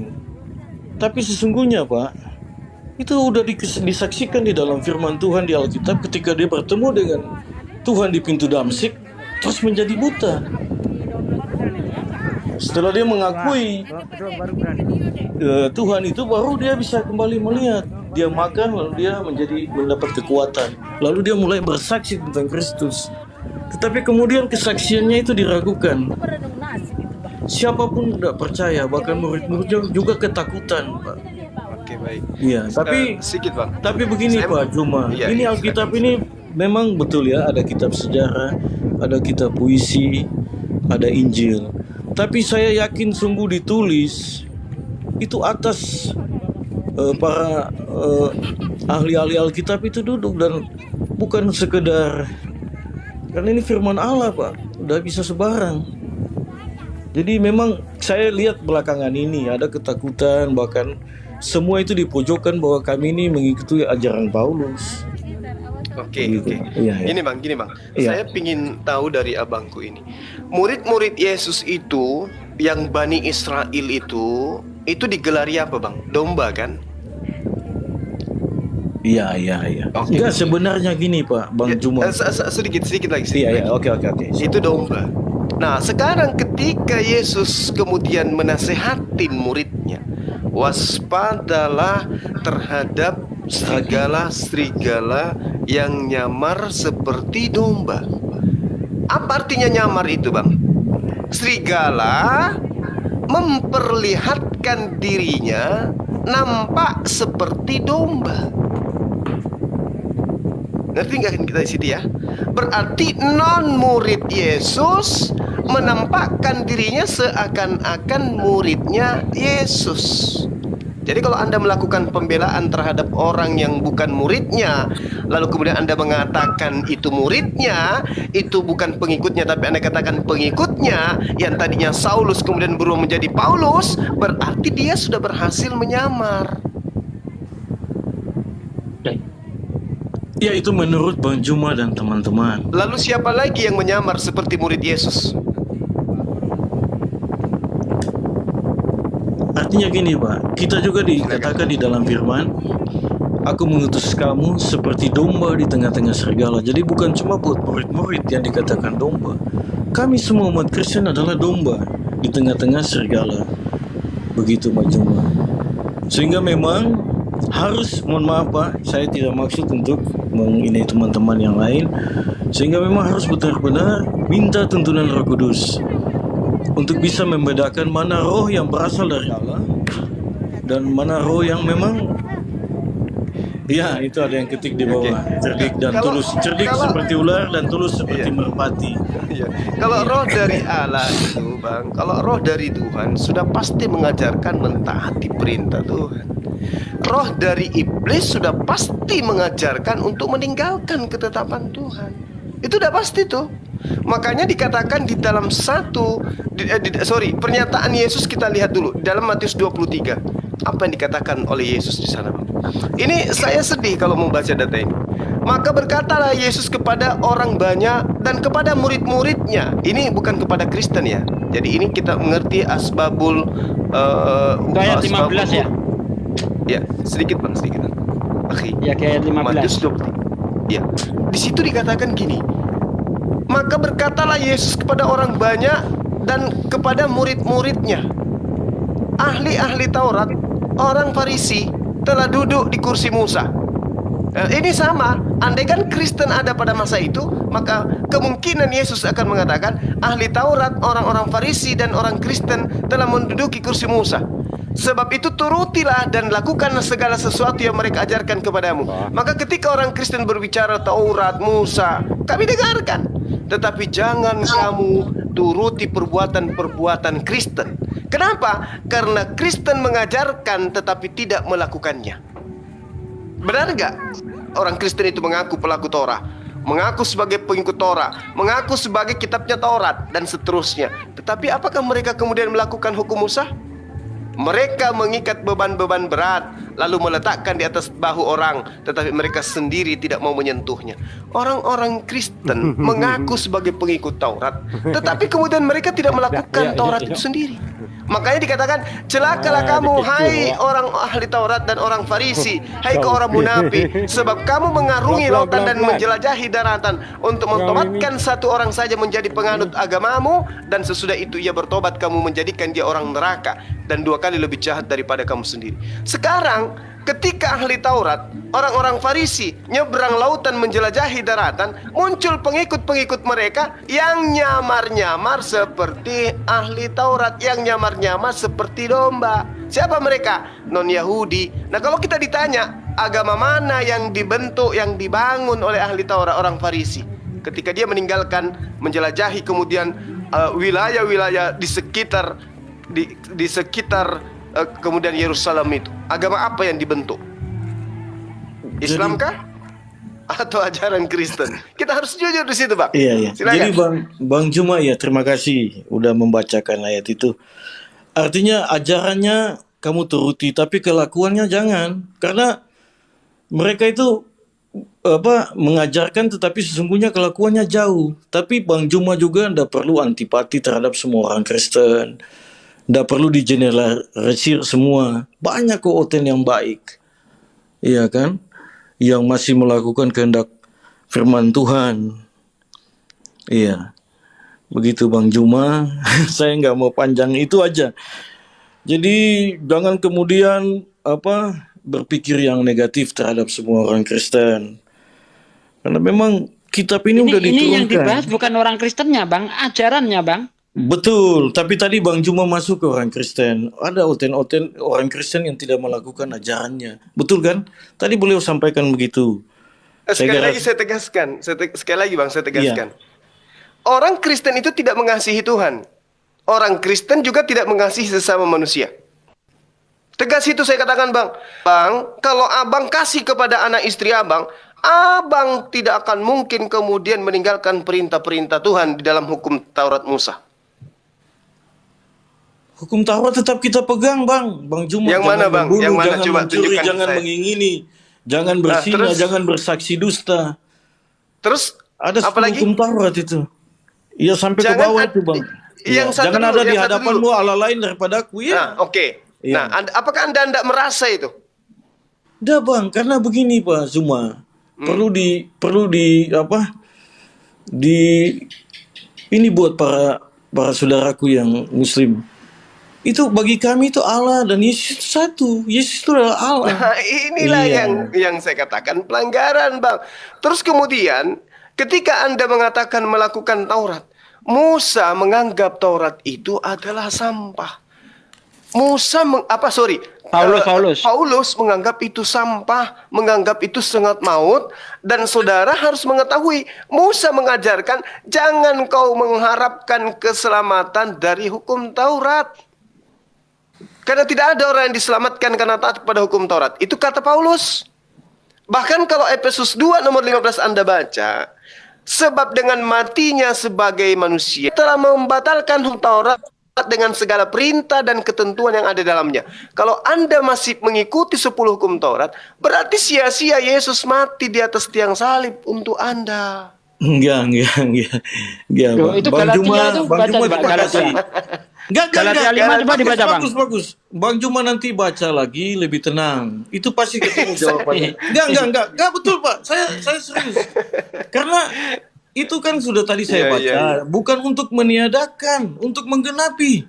Aduh. Menggenapi itu apa, Bang? Ketika babi haram digenapi jadi apa dia? Enggak, gini Bang Juma, kalau terkait babi itu ada firman dia bilang, nanti saya bisa cari dalilnya, bahwa apa yang masuk ke dalammu itu tidak mengharamkan, tapi yang keluar. Itu yang dibahas masalah cuci tangan, Bang. Bukan masalah halal haram, Bang. Itu berbicara tentang cuci tangan itu. Aduh. Iya, itu berbicara tentang cuci tangan. Nggak ada halal haram di situ. Jangan dicocok mologikan di situ, Bang. Bang Bible berjalan, mohon maaf, sapi, domba dan itu kan pasti marah. Iya kan? Apa yang keluar dari mulut saya itu yang menajiskan saya, karena saya menghujat Bapak, katakanlah seperti itu. Apa yang keluar, tapi apa yang masuk itu begitu. Itu bukan mengenai makanan haram-halal. Itu nggak bicara makanan haram. Iya, enggak. Iya, makanya saya kembali kepada perkataan. Ini saya kasih contoh begini, Bang. Bentar sedikit, Bang. Misalnya Anda gini kan, anak Anda itu kan makan nggak cuci tangan, ya kan? Terus diasumsikan, Pak, saya boleh makan cacing gitu, boleh? Nah, itu memang udah lain, Pak. Lah ya itu dia. Kalau Anda analogikan dengan cacing kan udah beda. Loh. Ya. Itu menjijikkan, Bang. Sama seperti yang dikatakan Tuhan di dalam Imamat 11 itu, babi itu menjijikkan, najis, jangan dimakan. Cacing menjijikkan, jangan dimakan. Iya, tapi semua tergantung gini, Pak. Bentar. Itu tergantung iman. Alasan tidak cuci tangan kok jadi babi, jadi halal gitu loh. Nyambungnya di mana? Nanti itu berbicara tentang masalah cuci tangan, Bang. Jangan dibawa ke sana, nggak nyambung. Iya, kalau cuci tangan itu memang tradisi orang Yahudi harus cuci tangan. Bukan Yahudi saja, itu kan mengenai kebersihan, mengenai kenajisan dan sebagainya.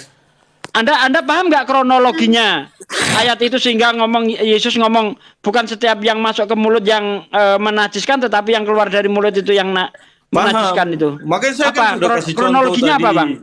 Bahwa kata-kata kami yang menyakiti kamu itu bukan, saya tanya kronologinya itu loh, sehingga Yesus ngomong seperti itu, apa kronologinya? Ya kalau dibahas loncat-loncat begini ya kita harus enggak, ini bukan loncat-loncat, justru saya ingin mengurutkan gitu loh.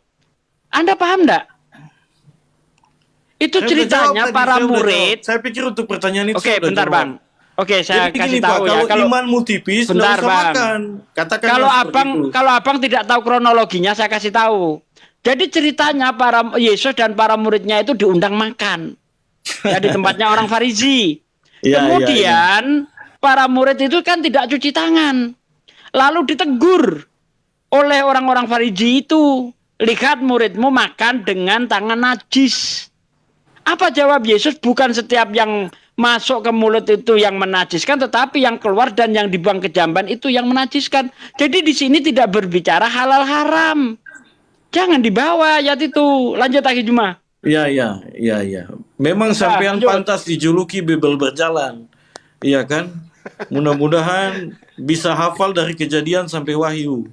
Bagus itu. Saya setuju. Karena memang diperintahkan untuk mengimani ya harus menghafal juga. Bagus. Ya sedikit lagi, Pak. Tapi itu tradisi orang Yahudi, Mas. Iya. Iya, paham. Saya terharu ketika saudara mengatakan Anda masih melakukan Taurat. Sedangkan di dalam Galatia 5 nomor 1, supaya kita sungguh-sungguh merdeka. Yesus telah memerdekakan kita. Karena itu berdirilah teguh dan jangan lagi dikenakan kuk penghambaan. Jadi kalau Anda masih menghambakan diri terhadap perintah Tuhan, surat Paulus ini tidak berguna bagi Anda. Pak, cuma saya langsung jelaskan. Menghambakan diri di situ bukan kepada itu, tapi kepada dosa, kepada kedagingan, Bang Juma. Begitu. Maksudnya gimana tuh, Bang? Artinya Anda gini, bebas Pak. mau ngapain aja. Bukan. Menghambakan diri tadi, yang tadi Bapak bilang itu, kita masih melakukan kelakuan-kelakuan kita yang dulu. Masih berzina, masih melakukan hal-hal yang jahat di mata Tuhan. Begitu, Pak. Justru gini loh, Bang. Iya. Kalau di dalam kitab Keluaran larangan berzina, itu sudah dibatal semua. Boleh berzina. Boleh. Udah batal itu, Bang. Coba Anda teliti lagi dalilnya. Teliti dalilnya. Efesus 2 itu ngomong apa rupanya? Sebab dengan matinya sebagai manusia, ia telah membatalkan hukum Taurat dengan segala perintah dan ketentuannya. Ketentuan dalam bahasa Yunani, dogma. Oke? Perintah dalam bahasa Yunani, entole. Artinya bahwasanya segala hukum, segala aba-aba, segala pesan, segala ajaran, segala perintah itu sudah ditiadakan. Sudah dibatalkan. Jadi kalau Anda masih jangan berzina, masih Anda tidak berzina, berarti Anda masih tidak merdeka, kata Paulus. Gini, supaya kita sungguh-sungguh merdeka. Kristus telah memerdekakan kita. Karena itu berdirilah teguh dan jangan mau lagi dikenakan kuk penghambaan. Iya. Itu artinya gini, Pak. Saya jawab pakai lagu aja. Ku telah mati dan tinggalkan cara hidupku yang lama. Semuanya sia-sia.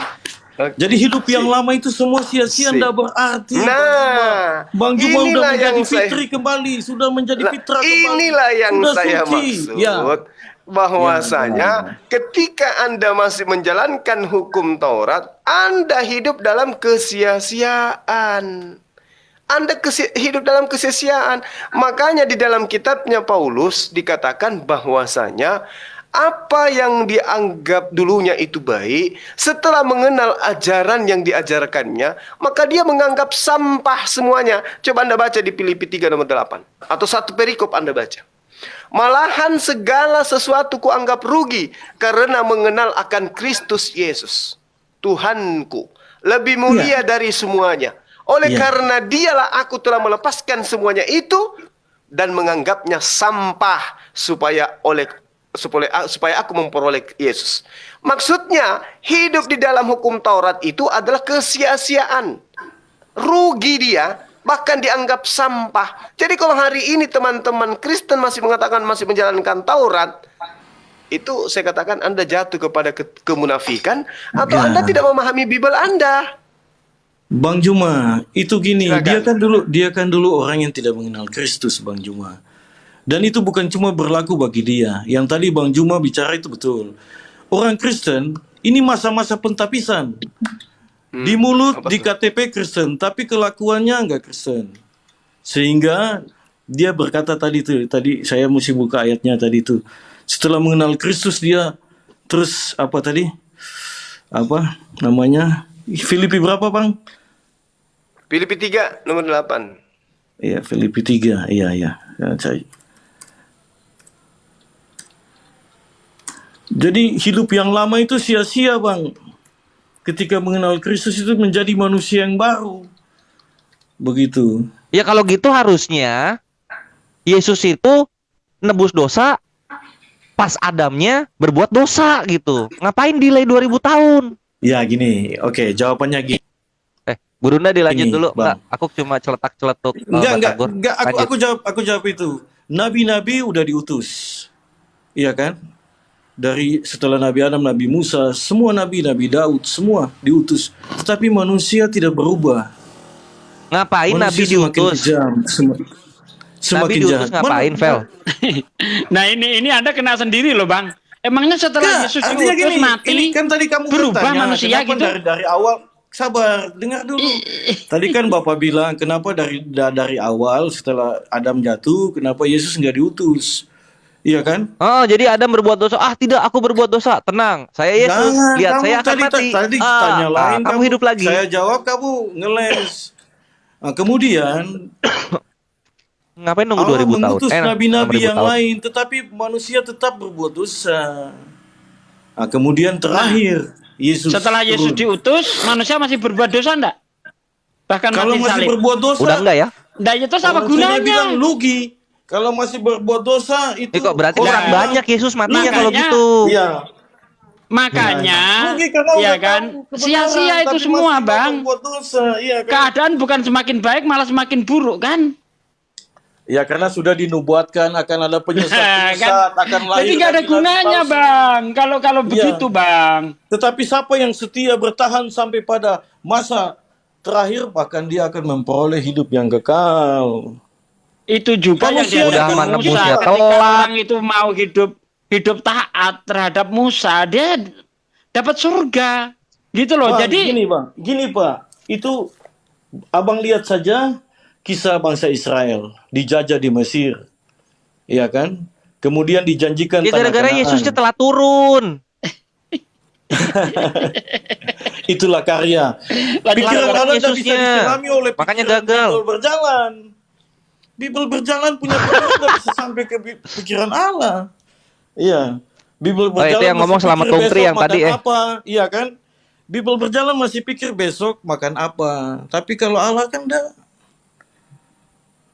Iya, dia udah punya skenario yang panjang dan itu perlu dipahami. Skenario-nya kok delay banget. Lebih delay dari provider ini. Bayangin Adam itu tahun 1 sebelum Masehi berbuat dosa. Yesusnya turun 6000 tahun setelah kejadian Adam. Iya. Ya udah nggak ada, orang-orang keburu dosa banyak banget. Ini dari belakang Ya. agama Bu. Iya. Jadi Itu dia loh brother Vel. Iya. Makanya Iya, Tuhan iya, yang iya. benar itu bukan mengajarkan penebusan darah. Tuhan yang benar hanya mengajarkan pertobatan saja. 2 Tawarik 7 nomor 14. Aku akan mengampuni orang-orang yang berbalik dari keadaannya dan meminta ampunan kepadaku. Jedar, itulah kebenaran yang ada brother Vel. Iya. Karena gini, kalau kita pakai konsep penebusan dosa, brother Vel, perhatikan. Pertama Tuhannya ngasih Torah gagal. Sekarang ngasih penebusan dosa gagal juga. Kenapa? Karena dosa ternyata masih hidup. Dia selamat ketika mau disalibkan bersama-sama dengan Yesus. Itu. Tapi Yesus bangkit di hari ketiga itu mengalahkan kerajaan maut. Ikuti kata-kata Iya, itu saya, dia bro. lagi. Di mana-mana zina dosanya lenyap selamanya. Membunuh dosanya lenyap selamanya. Lalu kemudian apa? Menyembah Allah lain dosanya lenyap selamanya. Yesus cuma lenyap 3 hari. Ada nggak Jadi gini, orang Bang. punya utang sejuta dibayar 30.000 lunas? Ada nggak? Mungkin ya terakhir Gimana? saya mau turun ini mau makan ini. Jadi enggak. Saya Aduh. enggak pernah lari. Jadi jadi kecepetan Pak deh. Juma, mungkin terakhir dari saya. Oke. Jadi sebagaimana dia naik ke surga, dia akan turun untuk menghakimi dunia dan akhirat. Itu juga tercatat di dalam Q.S. 43 ayat 41 buset. 63. Iya. Ikuti Bahwa kata-kata saya dulu, bro. Set. Ikuti Enggak, kata-kata saya saya nggak dulu. maksud Bro. untuk kan dari tadi Bapak kan kutip. Kalau saya sekali-sekali enggak apa-apa lah. Kan cuma satu. Enggak apa-apa, enggak apa-apa. Iya. Ini dia kutip menyamakan satu, Yesus Pak. dan Isa ini, Kores. Hanya Iya. satu oten ini yang menyamakan Yesus dan Isa ini. Oh gitu yang sama ya Brother Fel ya? Enggak, dia akan turun untuk menghakimi dunia dan akhirat, bukan umat Kristen aja. Perlu digarisbawahi. Siapa yang bisa menghakimi? Pindah Yang punya hak topik ya. menghakimi cuma Tuhan. Apa-apa biar. Tidak ada manusia pun Betul. yang Memang punya satu hak begini menghakimi. Bang Fel. Iya. Yesus itu akan datang kembali sebelum kiamat, ya kan? Untuk Kiamat yang di menghakimi. ini, yang di TikTok bukan? Bukan. Ini Ya. Enggak, saya ada yang di gitu. Facebook. Cuma yang jadi narapidanya, yang jadi tersangkanya itu Kristen. Mana Enggak. ayatnya? Matius 7 ayat 22 23. Pada Ya, hari terakhir gini, nanti gini. banyak orang yang berseru kepadaku, Tuhan, Tuhan. Bukankah Gini, aku Bang. bernubuat demi namamu? Bentar, biar saya selesaikan. Gini, Bang. Aku bentar, ini jelasin ayatmu itu. mau saya baca, dengerin. Enggak, aku Ya, tahu sudah. pada hari aku terakhir jelasin. nanti banyak orang Jadi yang berseru penghakiman kepadaku, itu dari Tuhan, rumah Tuhan, Allah bukankah dulu. aku bernubuat demi Penghakiman namamu, dari mengusir rumahnya setan dulu. demi namamu, Setelah itu dan baru mengadakan dia mukjizat demi memisahkan namamu pula. domba. Pada hari ini aku akan berterus terang, aku tidak mengenalmu. Nyahlah kau dari hadapanku, hai para pembuat itu bagi kejahatan. para penyesat, bagi orang Kristen pilihan yang tidak taat sampai pada saat akhir. Itu. Jadi jangan Orang Kristen ada juga yang masuk diartikan neraka sendiri. Artinya Begini, itu kepada para oten-oten. Itu bentar, yang tidak diusir taat orang dan Islam setia atau orang sampai Kristen saat itu di akhir situ, zaman. Bang?